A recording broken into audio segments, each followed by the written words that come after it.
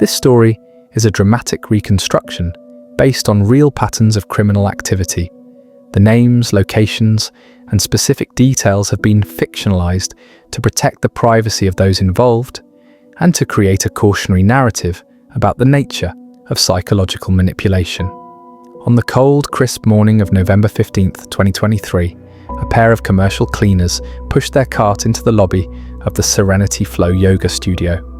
The building, a chic-converted warehouse in a newly gentrified district, was usually filled with the faint scent of lavender and sandalwood. But on this day, another smell cut through the calm. It was the sharp, sterile sting of bleach. The studio was immaculate, too immaculate. The polished concrete floors gleamed under the soft track lighting. The stacks of neatly folded blankets were perfectly aligned, and the rows of yoga mats were rolled with military precision. But what the cleaners did not find was far more significant than what they did. They did not find a single stray hair, a forgotten water bottle, or the familiar presence of the studio's most dedicated young employee. They did not find Amara Jenkins. Just 3 months earlier, Amara Jenkins had been a whirlwind of nervous energy and boundless ambition. At 18 years old, she'd accomplished a feat that felt like a miracle to her and her family back home. She had secured a full academic scholarship to a prestigious university, leaving her small, tight-knit community for the sprawling, anonymous canyons of a major city. She was brilliant, with a mind that devoured organic chemistry textbooks and a spirit that dreamed of a white coat and the title of Dr. Amara Jenkins. She was also profoundly alone. She was a young black woman navigating a predominantly white institution, a world of legacy admissions and casual wealth that felt a million miles from her own lived experience. The scholarship covered her tuition, but the city's crushing cost of living was a constant, grinding weight on her shoulders. Amara was characterized by a quiet determination.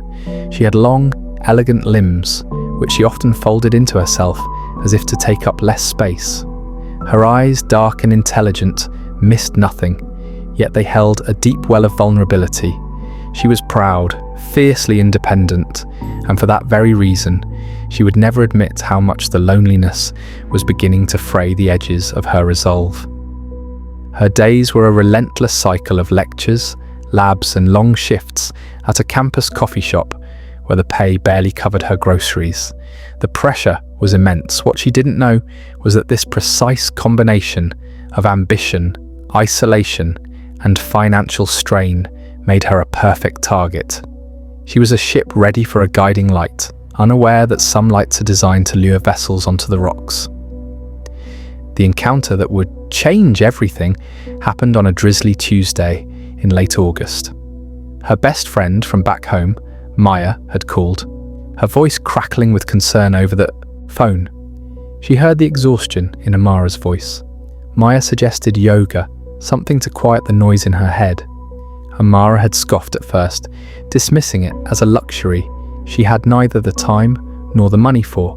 But Maya persisted, even finding a studio near Amara's campus that offered a cheap introductory week. It was called Serenity Flow. Amara walked into the studio feeling out of place. The space was beautiful, with exposed brick walls, high ceilings, and streams of afternoon light pouring through massive industrial windows. The air smelled of calm. The other attendees were mostly white women in expensive athletic wear, chatting easily with one another. Amara felt her otherness like a physical presence, and she laid her cheap thin mat in a back corner, hoping to remain invisible. Then he walked in, Julian Croft. He was the owner and head instructor. He was perhaps in his late 30s, with a lean, athletic build and kind, crinkling blue eyes. His sandy blonde hair was tied back, and he moved with a fluid grace that commanded the room without any overt effort. He wasn't just a yoga instructor, he was the living embodiment of the studio's brand. He began the class, his voice a low, soothing melody that seemed to physically smooth the tension in Amara's shoulders. He didn't just call out poses, he spoke of releasing judgment, of honoring the body, of finding stillness in the chaos. For the first time in months, the frantic monologue in Amara's head began to quiet. After the class, as Amara was hurriedly rolling up her mat, he approached her. He had a warm, open smile that seemed entirely genuine. He told her he had noticed her during the practice. He said she had a natural grace, a focus that was rare for a beginner. The praise landed like a warm balm on her raw, insecure nerves. To feel seen, truly seen, was a sensation she hadn't realized she was starving for. Julian asked her name, and when she told him, he repeated it slowly, as if committing it to memory. He explained that he'd seen a lot of students come through, overwhelmed by the pressures of the city and university. He shared a story, a carefully constructed narrative of his own past. He spoke of a high-stress corporate job, of burnout and anxiety, and of how finding this practice had saved him. This was his method, a perfectly tailored fabrication. He created a false bridge of empathy, positioning himself not as a superior, but as a guide who had already walked the path she was on. He was creating his persona, the benevolent mentor. Amara, desperate for guidance, latched onto it immediately. She came back the next day and the next. The introductory week turned into a monthly membership she couldn't really afford, but now felt she couldn't live without. Julian always made a point to speak with her. He would adjust her form with a gentle professional touch, his voice a low murmur in her ear, telling her she was strong, she was capable. The trust-building phase began. In earnest, he started messaging her, simple texts at first, an article on mindfulness, an inspirational quote, a check-in to see how her week was going. Each message was a small, steady deposit into the bank of her trust. He was never pushy, never inappropriate. He was simply attentive, a constant, reassuring presence in her solitary life. She began to talk about him to Maya, her voice filled with a new, lighter energy. She explained that Julian wasn't just a yoga teacher, he was a mentor. He was helping her manage her stress, and he believed in her potential. Maya, thousands of miles away, was just happy to hear her friends sound happy. She couldn't see the subtle web being woven. About a month into her practice at Serenity Flow, Julian made his next calculated move. He noticed her worn out, peeling yoga mat. After a class, he presented her with a new one. It was a high-end, expensive brand, the kind she'd seen the other women using. She was flustered, insisting she couldn't accept it, but he waved her protests away with that easy smile. He told her it was not a gift, but an investment in her practice, in her well-being. He said with a warm expression that seeing her progress was his reward. The words created a powerful, unspoken sense of debt. How could she not be grateful? How could she not trust someone so generous? This was the first of the extravagant gifts, a key tactic in his methodology. It dramatically improved a small part of her life, while simultaneously deepening her feeling of obligation. She felt special. She felt chosen. The next move was more significant. During one of their post-class chats, Amara let slip the immense financial pressure she was under. She spoke of the hours at the coffee shop, the exhaustion, the fear of not making rent. She did it because he had created a space that felt safe for such confessions. He listened with what appeared to be deep, empathetic concern. A few days later, he made her an offer. He explained that he needed help around the studio, someone to manage the front desk, check in clients, and handle the closing duties at night. He called it a work-study position, using the university term to make it sound official and familiar. He offered to pay her a generous hourly wage, far more than she made at the coffee shop. The offer felt like a lifeline. It meant she could quit the draining campus job. It meant she would have more time to study. And most importantly, it meant she could spend more time in the one place where she felt centered and valued. She accepted without a moment's hesitation, a decision that would seal her fate. With this new arrangement, Amara's life became intertwined with the studio. She was there most evenings, her presence becoming a fixture. The other members saw her as the quiet, diligent girl at the front desk. Julian saw her as an asset, now perfectly positioned for the next phase of his plan: isolation. He began to subtly discourage her contact with the outside world. He framed it in the language of wellness and focus. He would see her texting and ask gently if the person she was talking to was a positive energy in her life. He would suggest that to truly deepen her practice, she needed to minimize distractions. When Amara mentioned plans with a classmate, Julian would express disappointment, reminding her that her energy was precious and shouldn't be wasted on superficial social gatherings. He made her feel that her old connections, her university life, simply couldn't understand the new elevated path she was on. The studio, he told her, was her sanctuary. He was its gatekeeper. Maya began to notice the change. Amara's calls became less frequent. When they did talk, Amara's conversation was peppered with Julian's philosophies. She sounded distant, almost rehearsed. Maya tried to voice her concern, asking if it was healthy for Amara's entire life to revolve around one place and one person. Amara's reaction was defensive. She explained that Maya just didn't get it. She said Julian was helping her in ways no one else could. She felt that Maya's concern was a form of jealousy, a misunderstanding of the profound connection she had found. The wedge between the two friends was driven deeper, just as Julian had intended. The physical isolation was now compounded by social isolation.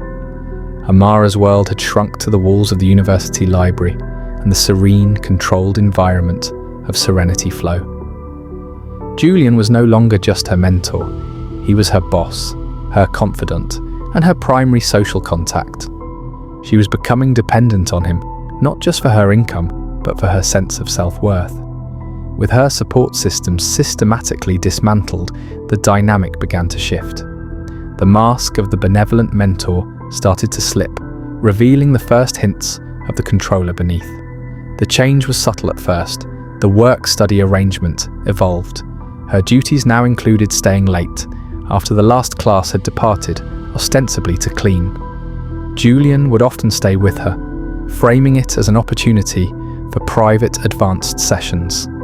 He told her she was ready for a deeper level of practice, one that required absolute privacy and focus. These late-night sessions became the norm. The studio, once a public space of community, was now a private domain for just the two of them. The lights would be dimmed, the doors locked. The atmosphere shifted from serene to intimate and vaguely unsettling. It was during one of these sessions that the first true boundary was crossed. While guiding her into a difficult pose, his hand lingered on the small of her back for a moment too long. The touch was different from his usual professional adjustments.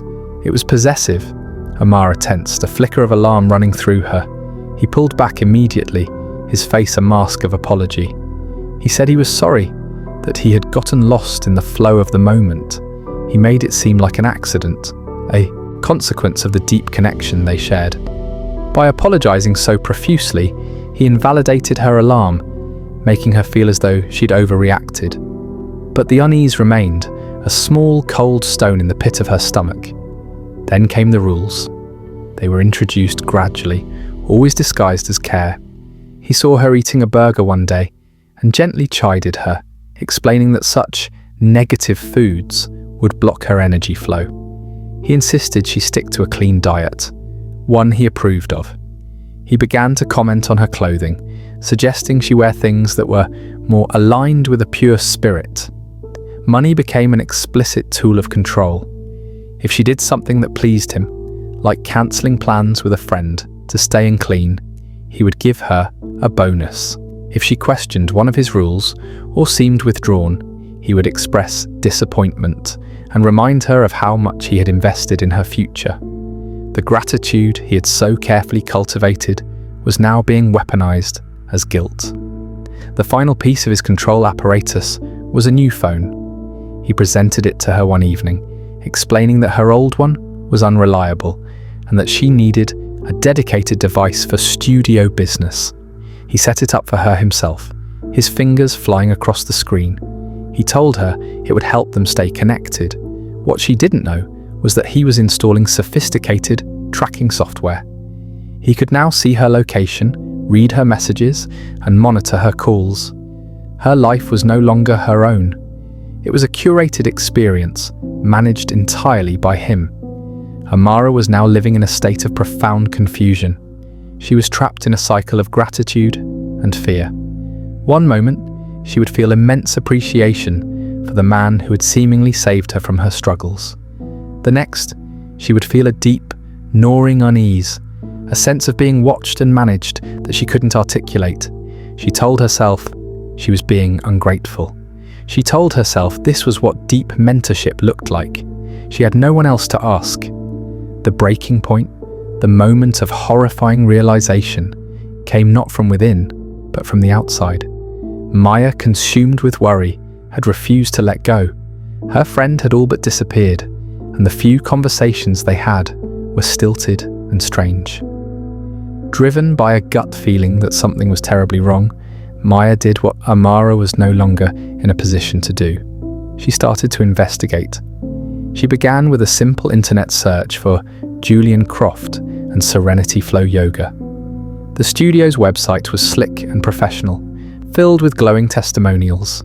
But Maya dug deeper, searching news archives and public records in other cities where Julian had mentioned he'd lived. The name Julian Croft yielded nothing suspicious. It was almost too clean, so she tried a different approach. She searched for complaints against yoga studios, looking for patterns.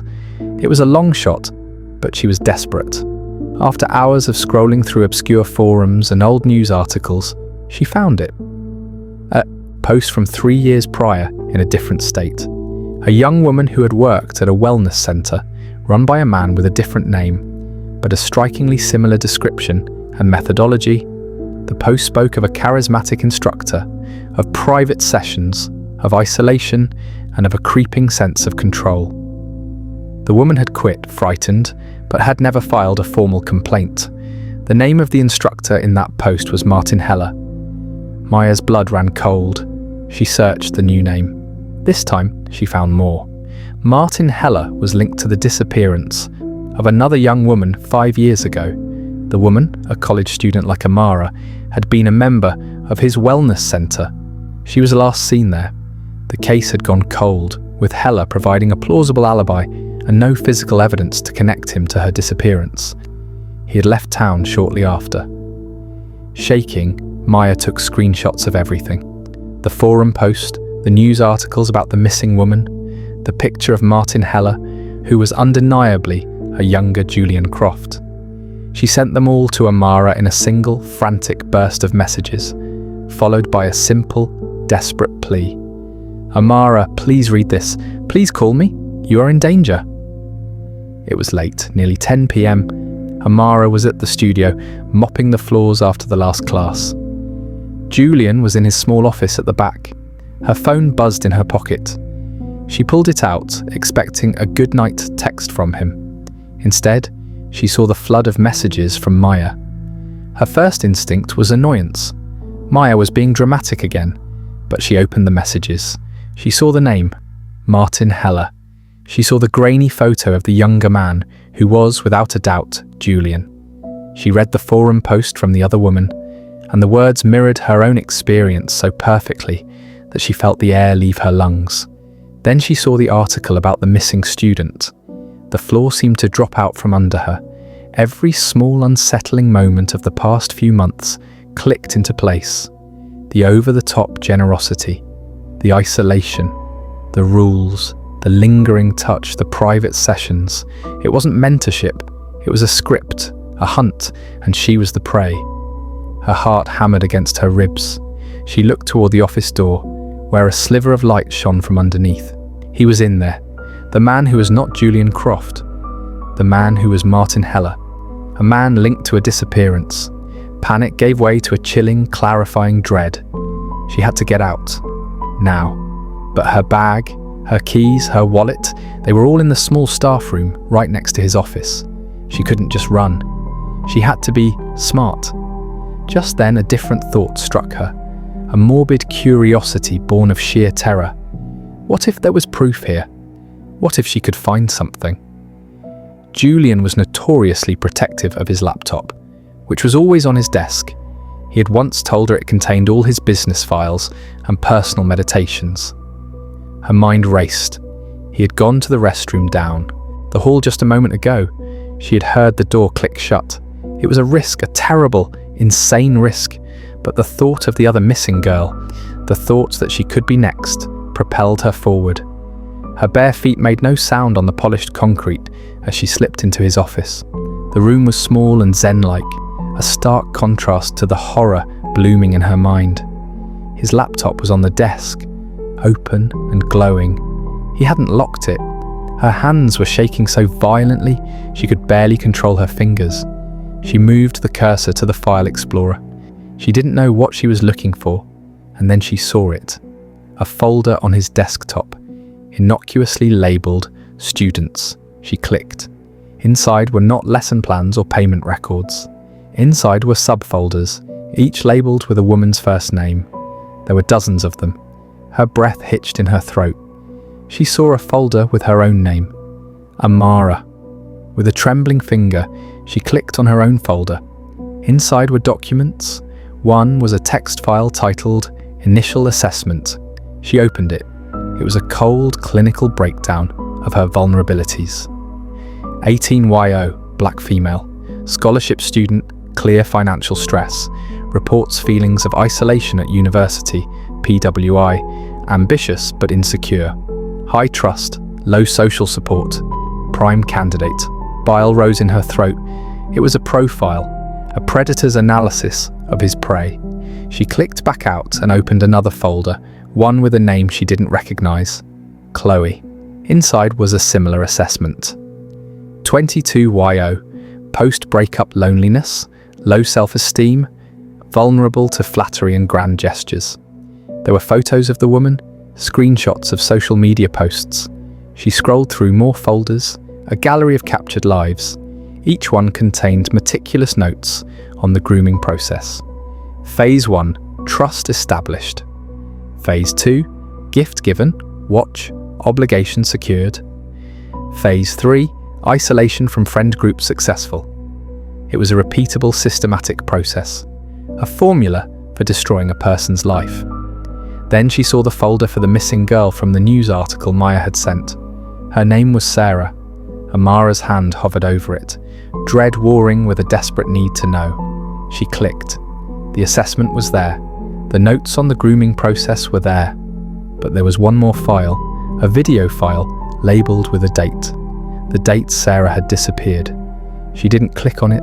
She couldn't. The implication was enough to shatter the last remnants of her composure. She was not special. She was not chosen.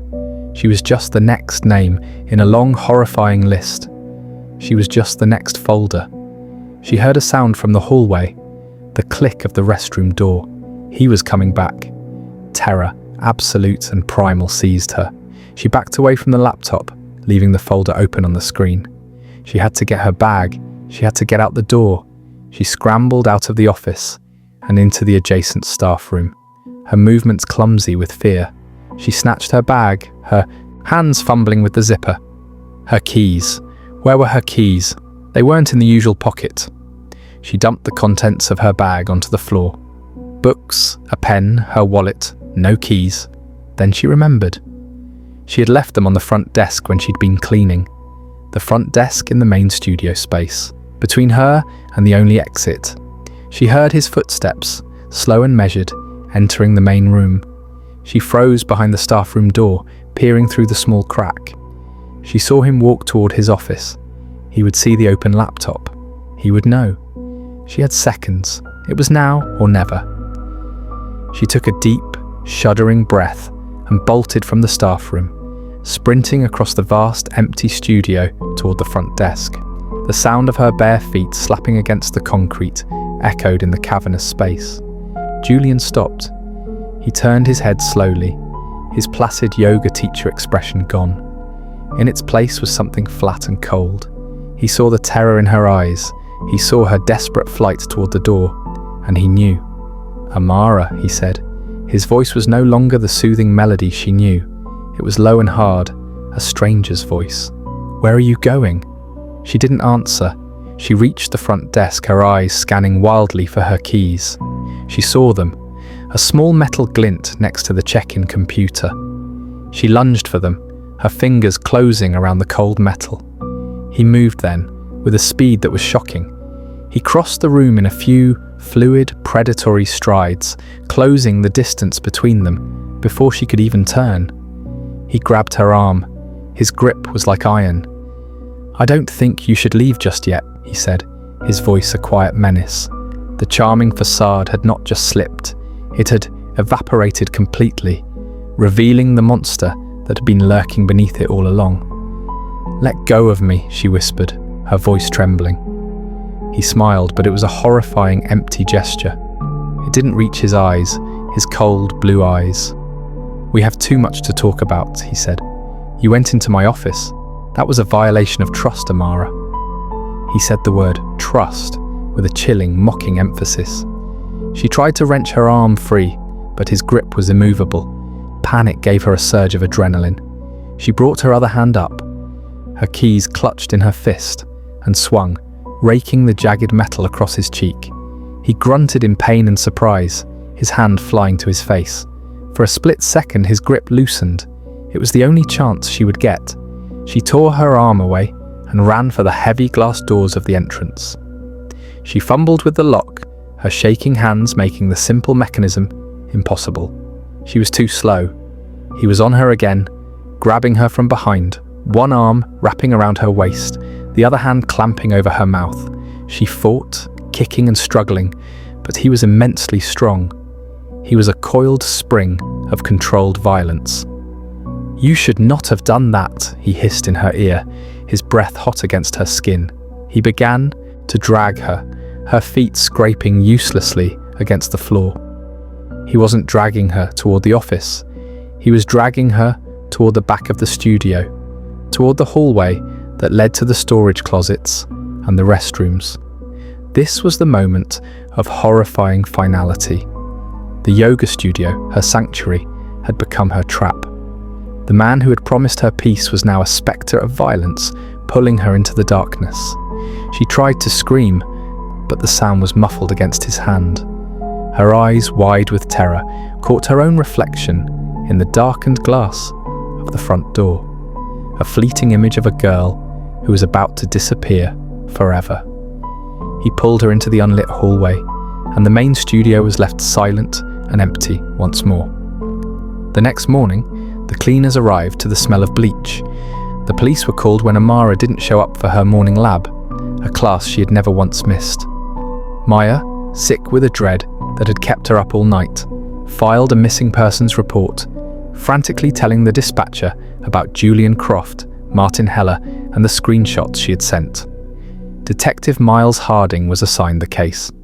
He was a 20-year veteran of the force, a man with a weary face and eyes that saw through practiced lies. He started at the Serenity Flow Yoga Studio. He found Julian Croft there, calmly preparing for his morning class.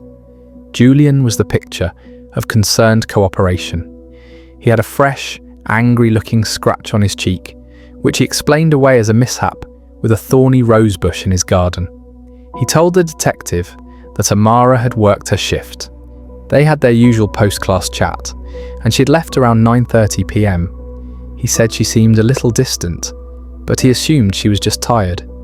His story was smooth, plausible, and delivered with the same calm sincerity he used to guide his yoga classes.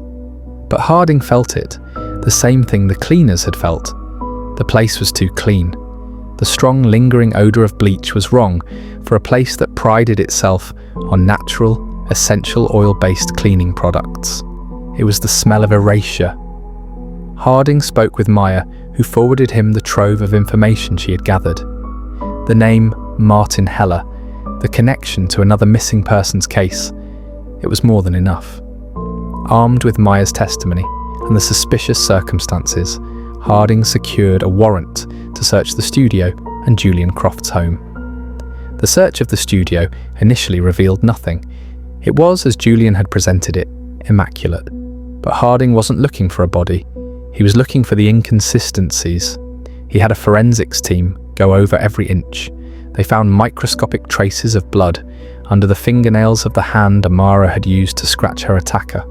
The DNA would take time to process, but Harding already knew who it would match. The real break, however, came from the laptop. Julian, in his arrogance, had believed himself to be untouchable. He had done a surface-level delete of the students folder, but he was a manipulator of people, not technology. The police department's digital forensics unit recovered the deleted files within hours. Detective Harding sat in a sterile viewing room and watched the story of Amara's calculated destruction unfold on a monitor. He read the cold assessment of her vulnerabilities. He saw the files on dozens of other women, a chilling catalogue of methodical predation stretching back years, across multiple cities and multiple identities. The man they knew as Julian Croft was a ghost, a persona created for a single, horrifying purpose. His real name was indeed Martin Heller. They found the video file in Sarah's folder, the missing girl from 5 years ago. It was not what they expected. It was a recording of Heller, speaking to the camera, detailing his success in her case. He spoke of her as a project, a test of his methods. He confessed to her murder, describing how he had disposed of her body in a remote wilderness area hundreds of miles away. It was a trophy, a murderer's diary entry. There was no such video in Amara's folder, only a single new text file created at 10:17 p.m. the previous night. It contained one sentence. Subject became aware. Project terminated ahead of schedule. Martin Heller was arrested as he was calmly leading an evening meditation class. His serene expression barely flickered as Detective Harding put the cuffs on him. The mask stayed in place until the very end. He denied everything, maintaining his composure with a sociopathic calm that chilled even the most seasoned officers. The trial was a media sensation. The prosecution, armed with the digital evidence from the laptop, laid out Heller's entire methodology for the jury. A forensic psychologist took the stand and explained the system. It was a textbook case of predatory grooming. He did not target the weak, she explained, but the strong who were in a moment of situational vulnerability. He offered them what they craved most: validation, support, a sense of purpose, and then used that offering to indebt and isolate them. He weaponized their own hope against them. The evidence was overwhelming. The DNA from under Amara's fingernails was a match for Martin Heller. The recovered files on his laptop were an irrefutable confession of his system. Though they had not found Amara's body, the jury had no doubt about what had happened in that studio. The phrase from his own notes, "Project terminated," served as her epitaph. Martin Heller was found guilty of the murders of Amara Jenkins and Sarah Colson, as well as numerous other charges related to his predatory scheme. He was sentenced to life in prison without the possibility of parole. The case of Amara Jenkins sent shockwaves through the community and beyond. It served as a horrifying reminder that monsters do not always lurk in the shadows. Sometimes they stand in the light, offering a helping hand. They wear the mask of a mentor, a guide, a friend. They speak the language of healing and wellness while harboring the darkest of intentions. Amara's story became a cautionary tale, a tragic lesson in the terrifying reality of psychological manipulation. She was a brilliant, promising young woman whose light was extinguished not by a random act of violence, but by a systematic, patient, and deliberate campaign of exploitation. Her dream of becoming a doctor, of helping others, was stolen from her. But in the wake of her tragedy, her story would go on to help countless others, opening their eyes to the subtle dangers of misplaced trust and the profound importance of listening to that small, quiet voice of unease. She was never seen again, but through the lessons of her story, she would never be forgotten